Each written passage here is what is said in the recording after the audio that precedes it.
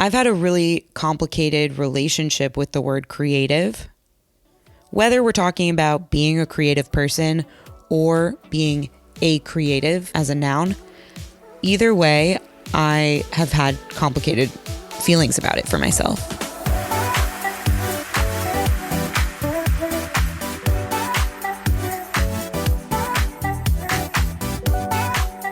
Hey, welcome back. This is Not For Everyone. I'm Jess, and this is a solo episode. It's Jess Thots.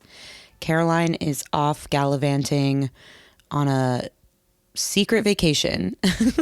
Her boyfriend, Justin, took her on a secret vacation. I don't think she knew where they were going until like that day. And they're having a lovely time. So happy days to them. Happy anniversary, actually. I think it's their 1-year anniversary. So that's where she is. I'm here in the same spot. You'll always find me in the corner of my bedroom, cuddled up on an armchair. This is always where I record the pod. I know there's no video today. We don't do video for our solo episodes, so I'm just painting the scene for you. Painting myself like a French girl in your mind, a Lebanese girl in your mind. Anyway, hi. I'm happy to be here. I've been wanting to do a Jess Thots for a little while because I have some things on my mind and things to share. But before I get into the thick of it with 2 C's, let me just take a step back and let you know where I've been emotionally and mentally the last few weeks. I've been, I don't know. I wrote down in my notes like creativity and exhaustion. That's where I've been. Somewhere on that spectrum or at that Venn diagram. I had this really creative like 2-week span, maybe at the end of March, beginning of April. And it was like so dope. It was so dope. People were noticing. People I work with, because I work in marketing, I do get to do some creative stuff. And people at work were like, you're on a roll. Like you're having such creative ideas lately. Amazing to get that feedback. For the podcast, I feel like I did some funny promotional clips on Instagram and YouTube Shorts. If you follow us there, you'll see. I kind of like just felt really inspired to do some new and different stuff and step out of my comfort zone creatively and like make things that are just more fun and playful and like allow me to express something new. And it was such a good feeling. And I had this realization where I was like, I feel like I've been sleeping for the past 6 months at least. Like I've been dormant. Jess has been in hibernation. I know people say that all the time when it's winter, especially people like me who live in Chicago and really cold places. It's like hibernation season, SZN, for whatever reason. We're spelling it that way. I am serious when I say I was in like the utmost hibernation. I did very little, I feel like, over the last 6 months. I saw a few of my core people, and usually that was in my home or their home. And I don't know, I just was like dormant. And even though I kind of felt bored and I kind of felt like lazy and I was kind of being hard on myself about like, why are you just at home, not getting out there, not doing like exciting new things, not meeting new people, not trying new restaurants and taking in the great city that you live in? Like I was really hard on myself about it. And then I had these 2 weeks in April finally where I was like, oh shit, this is what the break was for. Like I was on a creative roll after months and months of being dormant. And just kind of like doing my routine things, like at work, just doing what is expected of me, at podcast, doing what's expected of me. And what's expected of me is not chump change. Like that takes energy. I have many commitments that I try to do my best in. And so like, that's not nothing.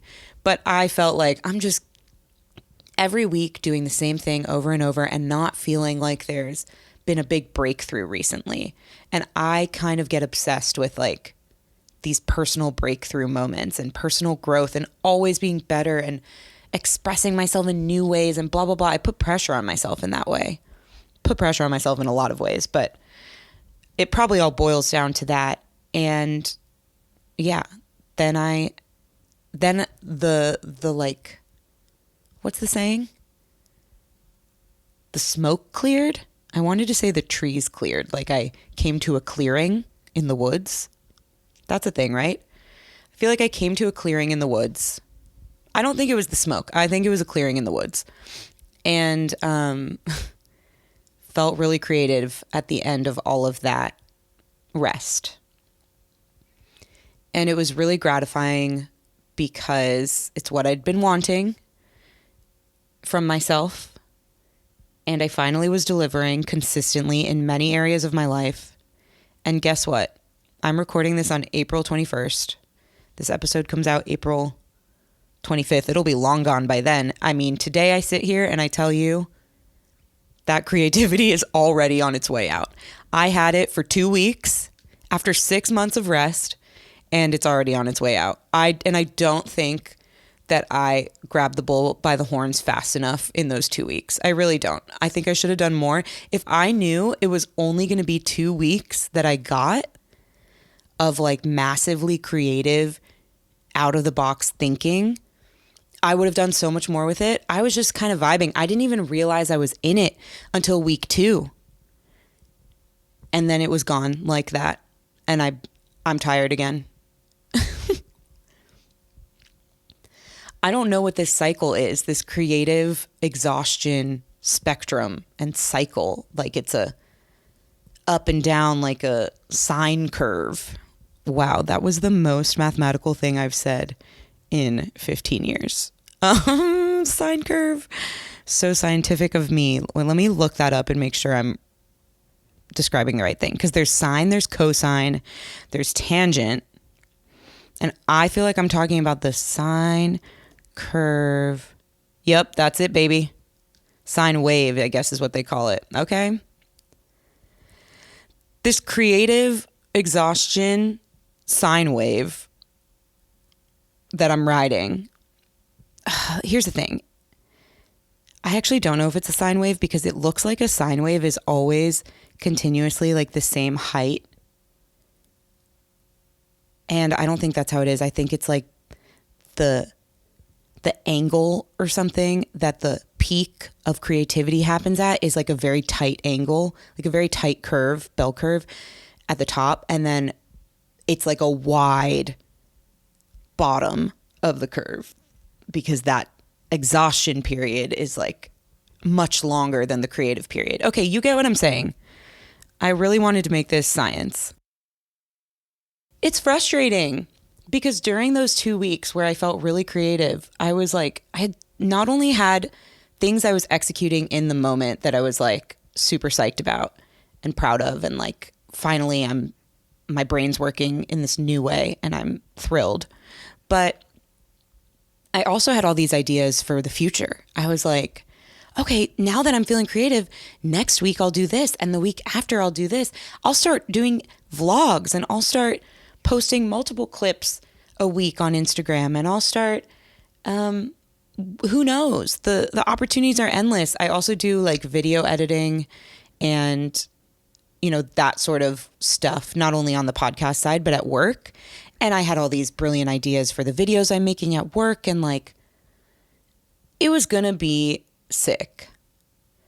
And then the 2 week period ended, and I'm now stuck with all of the ideas I had when I was feeling creative, and I'm not feeling that way anymore. Maybe it's less about creativity and it's more about motivation. There's a difference between feeling creative and feeling motivated to execute on the creativity. I'll have to factor this into the scientific theory. I'm not ready to speak on that quite yet. It's something about my motivation. Like I had a peak of motivation and a creative spike at the same time. And now, I don't know, maybe the creativity's not gone. Maybe it's just the motivation. I don't know how people stay motivated for long stretches of time. I'm such a person that works in spurts. Even Not even like a spurt of 2 weeks when I'm feeling really good. I mean like within a day, a spurt of like 3 hours where I do everything I've needed to do for the whole week. And it's like, it's insane. If you were to watch my computer screen in that 3-hour span, it is insane how much is happening at once and how many different, windows I'm bopping between and how many people I'm in conversation with and all of the documents that are open that I'm like, we're done. Now I can go on with my life. Like, that's always the way I've been. I work in spurts. I studied in spurts growing up, and in college it was like late night cramming is another word for it, but it was really focused spurts, I think, if I'm generous to myself. I just want to work for the least amount of time, but get the most impact out of that work so that my life can be sick. Isn't that what we all want? So yeah, I've always been this spurts person, and my creative spurt came and went faster than I was prepared for. And now I'm sitting here like, I got Jess Thots that I was inspired to record. I have a vlog that I'm trying to make for you guys. I don't know. Okay, that's how I've been feeling. I don't have any there's nothing more to say about it. I don't have solutions. I don't think it's going to change. I just don't even... There's nothing more to say about it. It is what it is, and you got to ride those waves when they come to you, I guess. I don't know if someone's figured something else out. Don't even tell me, because I really like resting. Here's the thing. And I know this is what Caroline would say if she was here. I wouldn't be able to have those spurts of energy and spurts of creativity and spurts of hard work if I didn't give myself rest. That is true. I know. That's why I give myself the rest. I don't deprive myself of it. I really don't. But it's so frustrating to me how much more rest I need comparatively. I've been seeing a lot of stuff on Instagram recently about how women need more sleep than men, which doesn't surprise me based on men that I've known and partners that I've seen how they sleep and whatever. But it's the standard 7 to 8 hours was based on a man's REM cycle, and women actually need closer to 9 hours, which I've always said I need 9 hours of sleep. That's my baseline. What's that have to do with anything? I don't know. I need a lot of sleep. I'm a sleepy girl. I'm a sleepy baby. I don't know. Does anyone else feel this tired? Here's the thing too, I'm tired and I have a lot going on. You could say that. You could tell me, Jess, you have a lot going on, and that's the reason why you're especially tired and needing more rest than you've ever needed before. Okay. Thank you. I agree. But I'm happy about all the things I have going on. I've been burnt out before in my career. When I took my year off a couple years ago, that was a reaction to burnout. I was burnt out from 8 to 10 years, something in that window. I don't remember how long it was. It's all a blur of working in the corporate world and just grinding for the next promotion every single fucking time. And having that be so much of my life, I was burnt out and I took a break. And I came back and I eased into things. But now it's been 2 years since I came back to working. The podcast has started in this time. I've taken on other commitments, and I love all of my commitments because now I have an understanding of what the mix of things is to fulfill the life that I want and to fulfill me personally and creatively and all of that. And I have the mix. So there's not even one thing that I'm that has to go. That's draining me. It's it all is kind of fun, but there's just not enough time in the day, and there's just not enough energy to go around. And I cannot get enough rest. I guess I'm just saying all of this to normalize it, maybe for myself, but maybe for you too. If you're in a period where you're building, that's what I feel like I'm in. I'm building. With the podcast, we're building. And that requires a lot of focused energy and then a lot of times of nothingness. And maybe that's just how it works. So if you're in one of those two, I feel you. On this topic of creativity, I actually asked you recently on Instagram at not the number 4 everyone pod, baby. I asked you guys how many of you consider yourselves a creative. Specifically used that wording, which some people debated. Did that rhyme? Creative, debated, kind of. Slant rhyme? Is that what that's called? Anyway, 74% of you said yes, you consider yourselves a creative, and 26% said no. That was interesting. It was kind of a thing that I had a hunch about, that we have a lot of creatives in our audience. And I know we have a much bigger audience than just the people that follow us on Instagram. So hopefully the rest of you don't feel misrepresented by that data. But I'm going to talk about both sides of it, okay? So then I asked people who feel that they are creatives, what does that mean to you?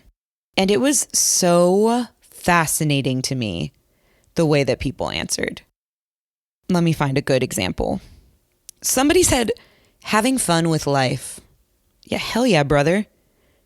Didn't know that makes you a creative, but I won't take it from you. If that's your definition of being a creative, you let yourself be free and be playful and just like be what you are and not doubt it. It's so much better than me. Good for you. Yeah, somebody else said freedom. Being a creative is freedom. Love it. Freaking love it. Some people made it a little more specific. You know, I interpreted it as for my career. For example, making money by painting, sewing, designing, etc. So some people got more literal with it. But some people were way more broad. Not being afraid of trying the quote unquote stupid ideas. Love that definition. Being able to create something special with my hands. Love that. But, you know, that would disqualify like podcasters or YouTubers as an example. If it really needs to be with your hands, like we be at a computer, I'm holding a microphone in my hand, but I don't know if that's what you meant. So I found this data as a scientist very interesting. And I loved how broad it was, the way that people who do consider themselves creatives define that. Because there were people that like maybe to me, I wouldn't have called a creative, who still raised their hand and said, no, I am, because I live my life with this freedom and with this openness. And that's all it takes. And that really taught me something. So I loved it. Then I asked, if you don't consider yourself a creative, why not? Those answers were just as fascinating. This person wrote, from one scientist to another, are scientists creatives? Good question. Because I think scientists, like ourselves, need to be creative. They have to think about, you know, problem solving in creative ways, think outside the box and test hypotheses. Like, science is creative. Do they count as creatives, like the noun that we all use these days? You know, I don't know how you define that. Some people define that as like people who their life's work and their occupation is creative. And some people define it more broadly. So it depends on your definition. I love our scientists creative. I love that. I think they are creative. Are they creatives? Up to your definition. Somebody else said the reason they don't consider themselves a creative is because they don't really make anything. To me, a core part of being a creative is the create part. So then my next question would be like, what do you have to create? Does it have to be something you can physically hold? Does it have to be something that can be observed or consumed by other people? Or can you create ideas within your own brain? Can you create a bedroom that is cozy and comfortable to you? Can you create an outfit? Or, you know, just something in your day-to-day life, a really yummy lunch. Not as a chef, just as yourself. And like, can that count? We're all creating all the time. I guess it gets to that whole thing of like, art is in the eye of the beholder. Like, who gets to decide what's art and what's not? Who gets to decide what's creation? Does art and being artistic and being artsy equal being creative? Not necessarily. I've had a really complicated relationship with the word creative. Whether we're talking about being a creative person or being a creative as a noun, either way, I have had complicated feelings about it for myself. Growing up, I never thought I was creative. I was good in school, and that felt anti-creative. Like I did well on tests and studying, and something that was really prioritized in my household and my family was like education and doing well in school. And so that was my focus growing up. I was a little nerd, and I didn't think that I could be creative by doing that. I sang my whole life. I was in choir and did musicals at school, and that didn't even feel creative because I was performing someone else's music or art or whatever, and I was just like the vehicle, and I just sang, and it was a hobby. And I didn't feel that that was creative either. It was just like an extracurricular activity, maybe a talent, but not necessarily me being creative. And this pervades my life. Like I went on to go to college, join an a cappella group, the singing continued. I would compose some of our arrangements for the a cappella group. I was actually, this is a funny thing to mention, I was webmaster for 2 years within the a cappella group, which basically meant that I like ran our online presence, really our website. But then I was the one who like put us on Facebook and put us on Instagram and kind of like revived our YouTube channel and things like that. And that was all under the title of webmaster. And my friends would always and still will joke and refer to me as webmaster, especially now that I do podcasting and like do the social media clips and stuff for the podcast. And I'm in marketing like for a digital company. Like it's very webmaster. So that has continued in my life. And I never thought of that as creative either. I felt it was technical. Maybe the term webmaster didn't help. I never gave myself credit for being creative. I would make these like hilarious videos of my a cappella group for our concerts, and they would be like these little comedy bit videos, and I taught myself how to like mix music so that we could record one of our songs. And I spent an entire semester, instead of focusing on my classes, because now I'm in college and my parents don't know, I was just like in the recording studio late every night that I could be, working on mixing a song for my a cappella group, and brought in all the girls to sing their part. And I laid them on top of each other and messed with the dynamics, and it's on YouTube. You can find it. And I still didn't consider myself a creative. I don't know why. I'm not painting. Like what would count? And it's taken me until now, 32 years old, to give myself credit that I am both a creative person and a creative, because I, at least now, am in a field where I'm creating content. I'm creating something that can help people, creating something that's an expression of myself.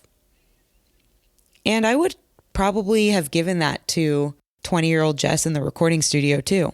So it's really interesting for me to ask other people their relationship with these words, because I can look back on a younger version of myself who was always creative and who has become a creative.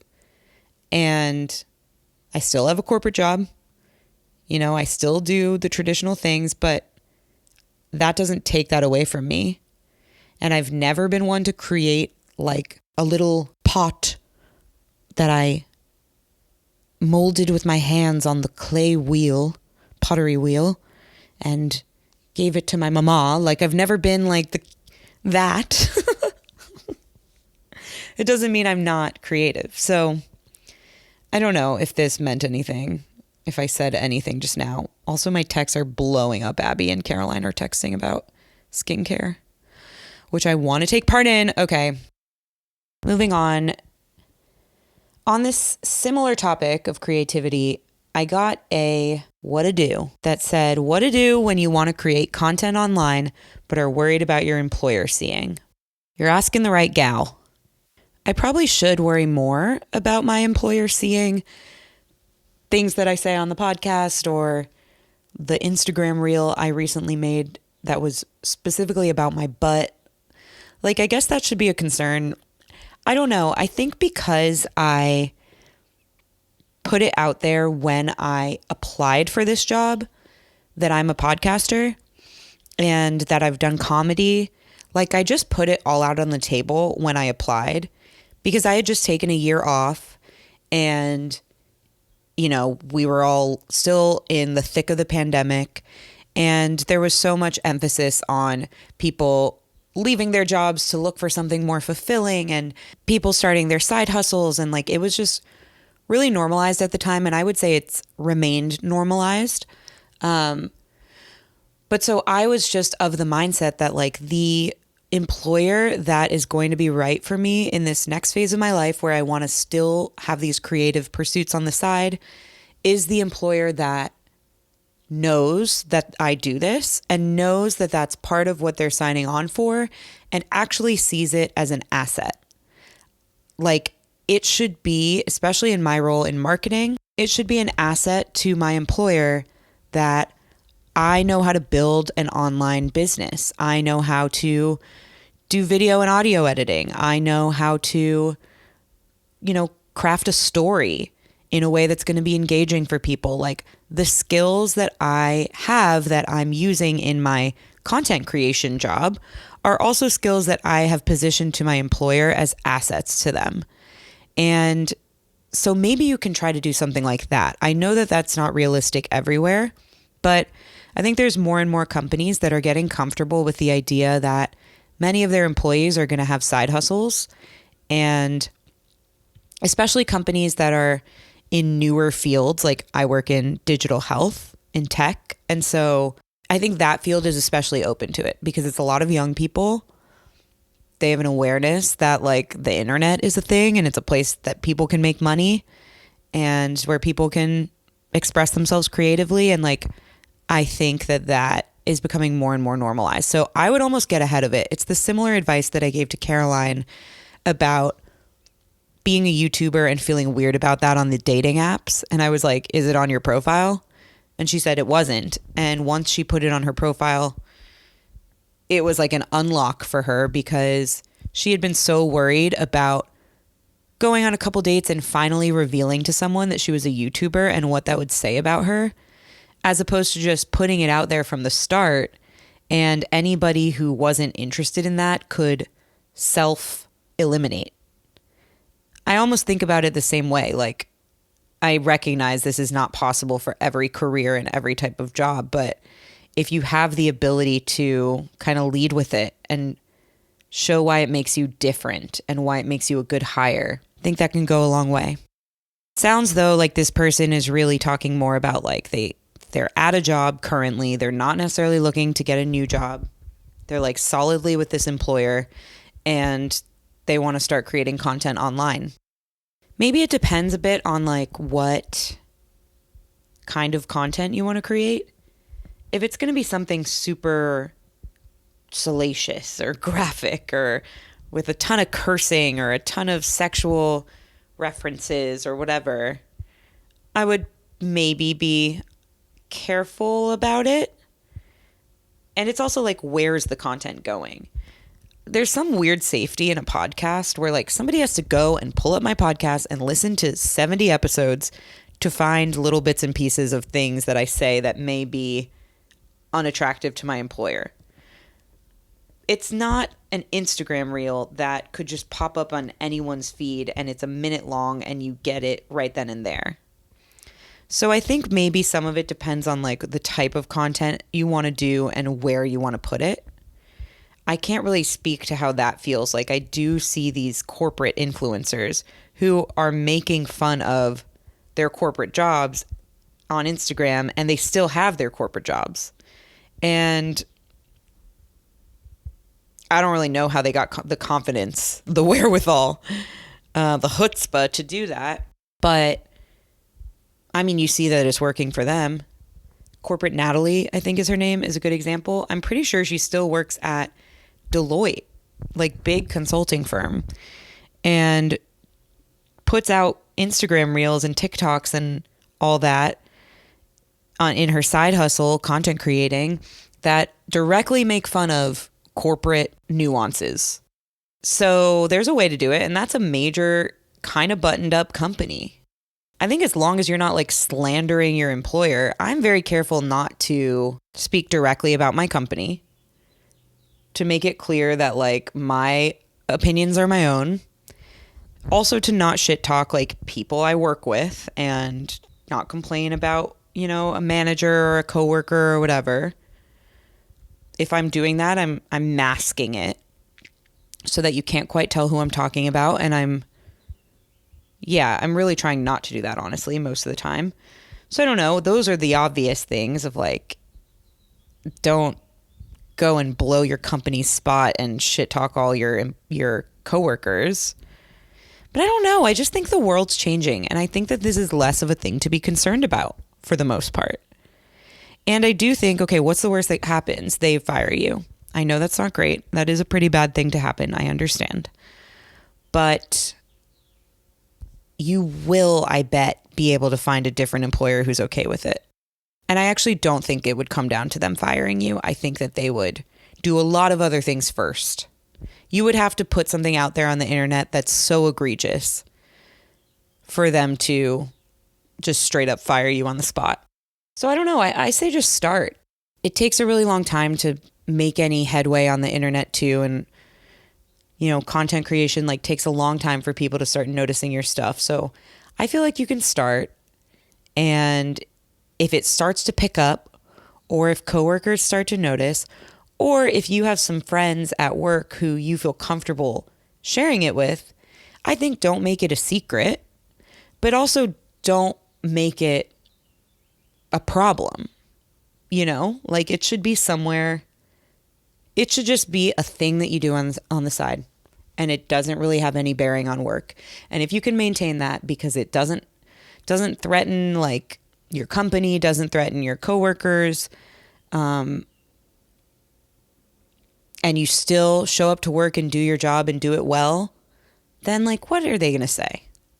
I mean, I don't make it a topic at work, really.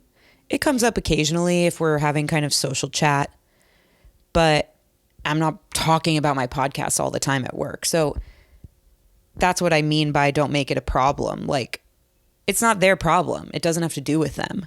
So I treat it as a separate thing, but at the same time, it's not a secret, because if it was a secret, then I would feel like there's something for them to go find out about me and about my podcast. And it's like almost more, again, problematic. Like,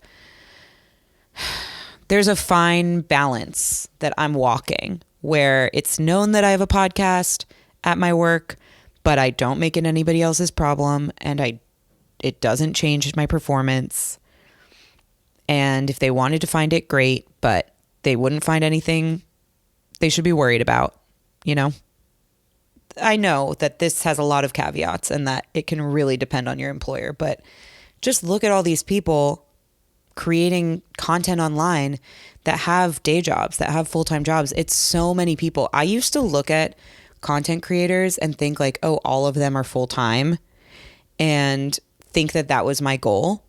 And I do think it is my goal one day, but I've actually gotten a lot more comfortable with the idea that I may be doing the podcast and content creating in this way and holding down the fort on my full-time job in tandem for a long time, because it just provides me a good stability, and it makes it so that my content creation is not my source of income. And I think that's a really healthy thing for me at the moment. And so I've gotten comfortable with the idea that like I may just have a side hustle and have a day job for a long time. And I've also seen that a lot of the content creators that I see pop up online do the exact same thing. And it's really not uncommon that people are starting like online businesses while they have a 9 to 5. And so employers, I think, are getting more comfortable with that. And hopefully you're at an employer that can have that kind of like open-mindedness, forward thinking, is a little bit younger, where it really doesn't have to be that big of a deal. I don't know. People will ask me like, how do you feel so comfortable talking about this stuff when like your boss can see? It's like, I'm sorry. What's the worst thing I talk about on the podcast?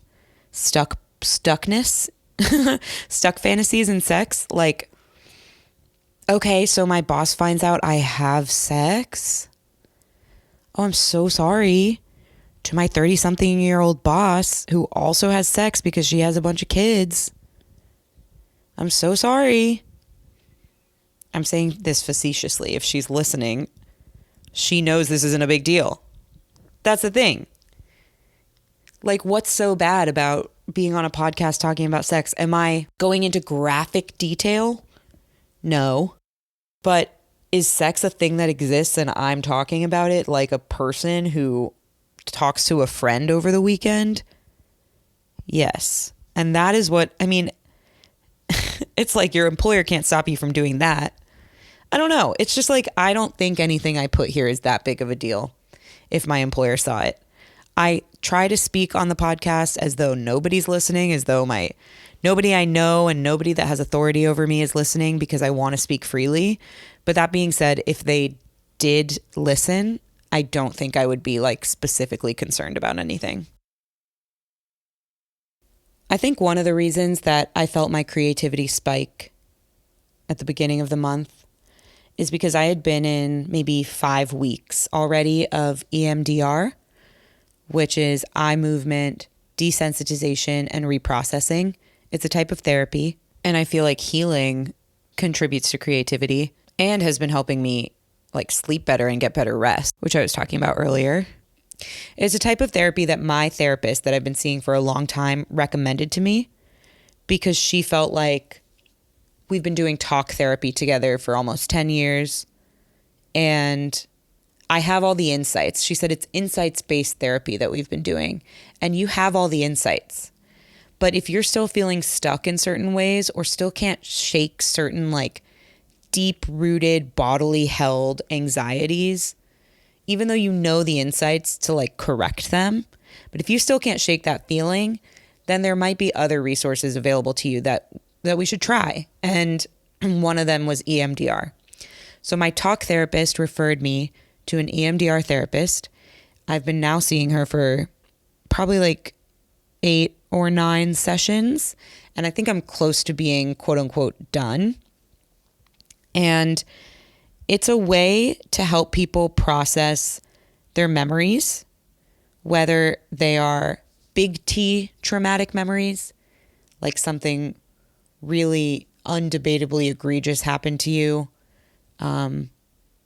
or little T trauma memories, like before you were even able to cognitively hold memory, you were crying in your crib and your mom didn't pick you up fast enough one time. That can cause a traumatic response in some people.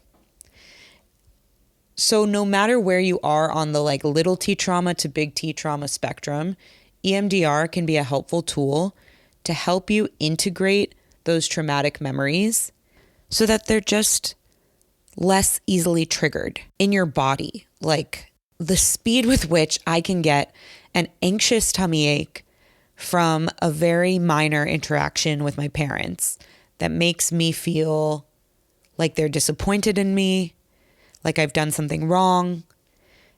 It can happen at the drop of a hat and they don't even know they're doing something or saying something that's triggering that. And I know that that's not their intention, but it is a response that I've formed and a pattern that's happened in my body over and over again. And continuing to just like talk myself down from it, understand the reasons why I'm feeling that way, all of the things I've explored in talk therapy, like that's gotten me to a certain point of healing, but it just became clear that there's still more healing that I need to do because of how deeply that type of trigger is held in my body. So that's the reason I started EMDR in a nutshell. I'm not going to go too much into how EMDR works and what it is, in practice. You can find that online. I would recommend watching the YouTube video of Prince Harry doing EMDR. If you just Google that, EMDR Prince Harry, you'll be able to find it, and it'll show you exactly how it works. And, potentially it could be a good option for you. So I would ask your therapist or your doctor about it. But remember that I'm not a professional, not a therapist, not a scientist, even though I joke that I am. This is just something that's been working for me. And I wanted to share a few of the things I've learned as they pertain to my relationship with my parents. I alluded to this earlier, but I definitely feel a lot of pressure to perform because of my parents or for my parents, to do well in school, to make good decisions that lead to, what they deem as a successful life, whether that's education-wise, career-wise, choosing a partner, where I live, if I live close to them, like all of these decisions that you start to make as an adult when you're individuating. That's one word that I've learned from therapy. It can be really hard if you have a family that has a little bit of codependence in it, is very connected, and especially if you come from certain cultures. I've said this a million times, but my family's Lebanese. My parents are both born and raised in Lebanon, and they moved to the States in their 20s. And they came here for the American dream. They came here to have a better life, to find success, to build for their children. And they've done that. And it's an amazing thing. I have a lot of pride in them. I feel very proud of them. And like where they came from to where they are now is an unbelievable success story. And so I feel, whether it's directly from them or indirectly within myself, I feel a lot of pressure to uphold that and not disappoint them, because they've sacrificed so much and they've done it all for me and my sister. And that shows up in so many parts of my life. And even though I know from working through things in talk therapy that I am worthy of love and acceptance, and worthy of my parents being proud of me just for being me. I'm a good person. I work hard. I try to be better all the time. Basic things that make me someone they should be proud of and that they are proud of. I still really latch on to moments when they are not as pleased with something I'm doing or a decision I made in my life. And I can't move past it. I feel a lot of guilt, and I feel a lot of turmoil of if they don't agree with this thing, then even if I feel good about it in myself, which first of all, it takes a really long time to get to a point where that you feel good about something independent of your parents' opinion of it, when you have a relationship with your parents like the one that I have. But even if I finally get there to the point of I know what I'm doing is right for me, it still is held in my body, this feeling that I'm doing something wrong simply because I'm not doing what they would have chosen. And that takes me to the first term that I learned in EMDR, which is survival parenting.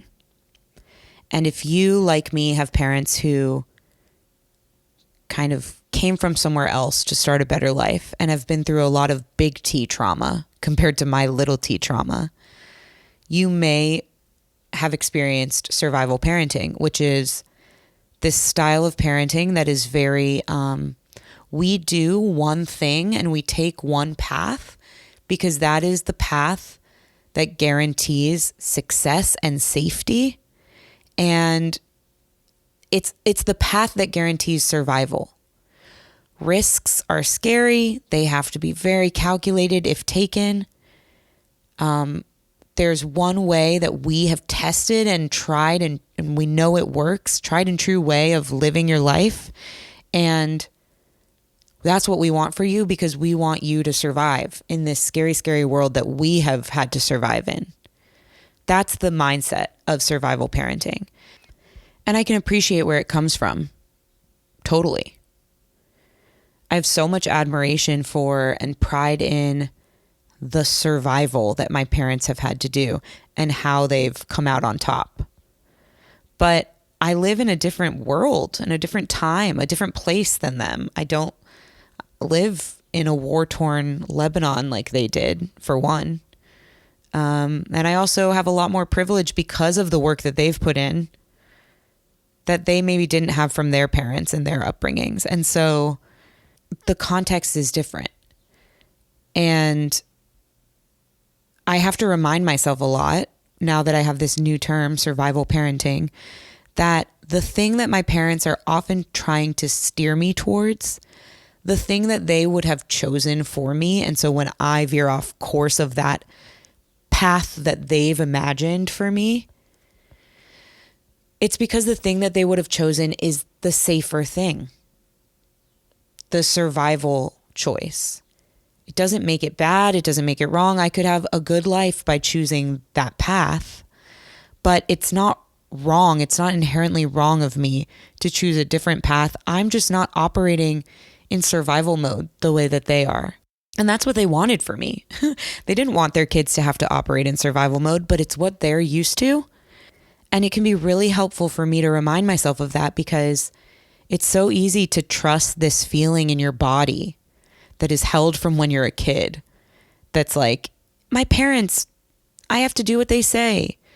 They know what's best. They're protecting me. They're here to keep me safe. If they're telling me they're concerned about a decision I'm making, that must be a really scary, bad thing. It's very easy to trust that voice. But if I remind myself my parents are operating from a survival perspective, and that's not a perspective that I have to operate from, I'm privileged and blessed not to have to do that, it helps me come back down to earth and be like, what I'm doing is not bad. Like, there are millions of paths that a life can take, and none of them is inherently bad. You can have certain types of jobs and marry certain types of people and live certain types of places, and like, that's all fine and good, and plenty of people exist and have good lives doing many different things, different from what my parents have done for themselves, different from what they would choose for me. And all those things are valid and okay, and they're not dangerous and they're not bad. My parents are just coming from a survival perspective. I do get a lot of questions in my DMs from people asking about kind of differentiating and individuating from your family and from your parents. Everything from I moved away and it's scary out here, to I'm dating someone that my parents don't approve of, to I'm taking a risk in my career that my parents are in my head about. And I've wanted to talk about this for a while, but I struggle with it. So it's really hard to give advice when I'm currently in therapy to overcome this same battle. But hopefully some of these terms can get people a little bit closer to feeling better about it.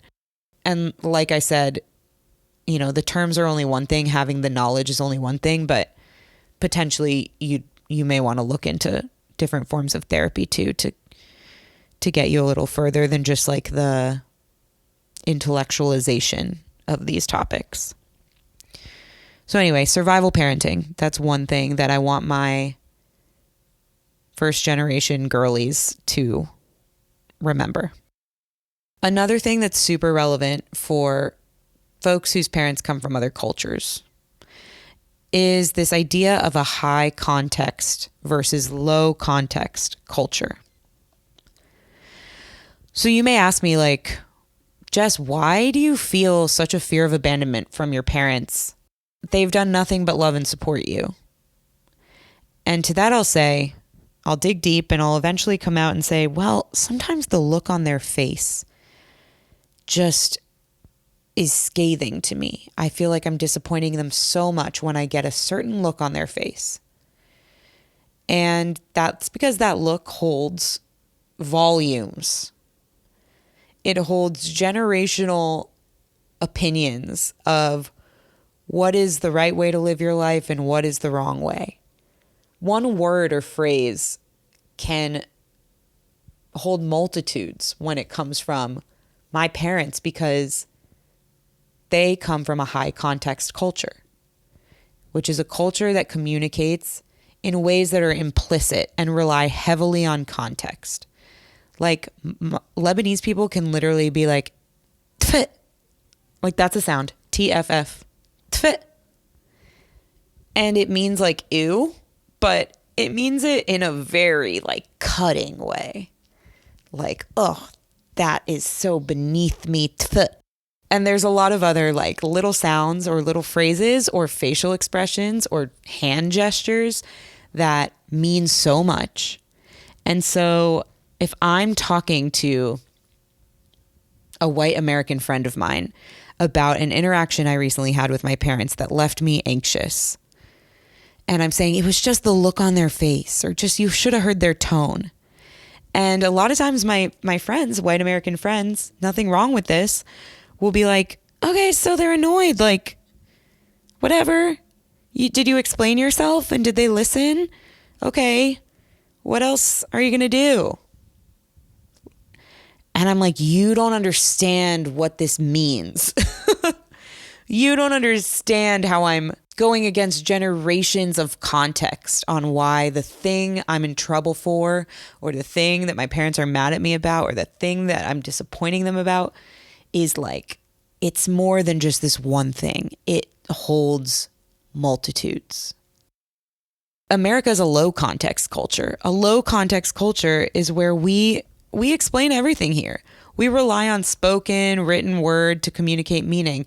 We do way less assuming because people here are from all different types of backgrounds, and we kind of have to like speak up about what we mean when we say things. It's a lot more direct. It's a lot more efficient.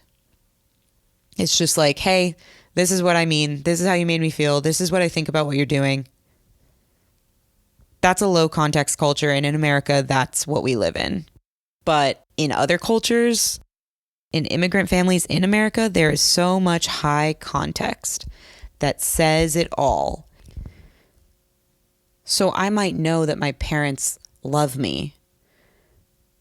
And in America, in a low context culture, that might be enough because, okay, they said these words. They said they'll love me and support me no matter what. I accept. Thank you so much. But coming from a high context culture, it's like, but how did they say it? And what was the look on their face? I'm not saying this doesn't also happen in white American households, but there's just something about coming from a high context culture where I've become, another keyword I've learned from EMDR, hypervigilant. Hypervigilance is a state of heightened awareness around your surroundings and the way that people are acting and what they're saying. I'm monitoring all the time the vibe. That can do me really well. Like, I always know what the vibe is. I can read the room like no one else. Just at a social event, at a party, at work, I'm so good at reading the room. But the flip side of it is I am hyper aware of every tone shift, every tense moment, every word that's said. And I'm also hyper aware of the words I'm saying. While I'm hyper vigilant towards others, I'm also hyper vigilant about what's coming out of my mouth. And it just puts me on guard at all times, really. And especially in these dynamics with my family. And so between being a hyper vigilant person with survival parents from a high context culture, I'm set up for failure when it comes to individuating from childhood into adulthood and living a life that serves me regardless of the expectations of my parents. I am set up for failure. But now I have the terms, and I'm working on how my body carries my little t trauma. And so I'm getting somewhere, I think. Did I do it? I talked and I talked. And now we're here. Thanks for listening. This has been Not For Everyone, a Jess Thots solo episode with me, your lover, Jess. Missing Caroline. I feel like she'd have so many additions on the creative topic and on the therapy topic, but those conversations are for another day. You can follow us on Instagram at not4everyonepod, and you can also find us on YouTube at the same handle.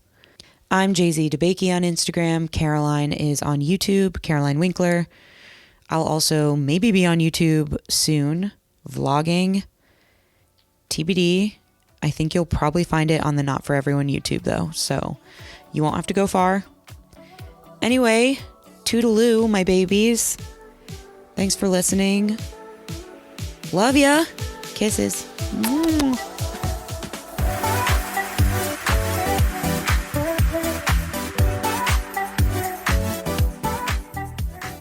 Who gets to decide what's creatin'? What?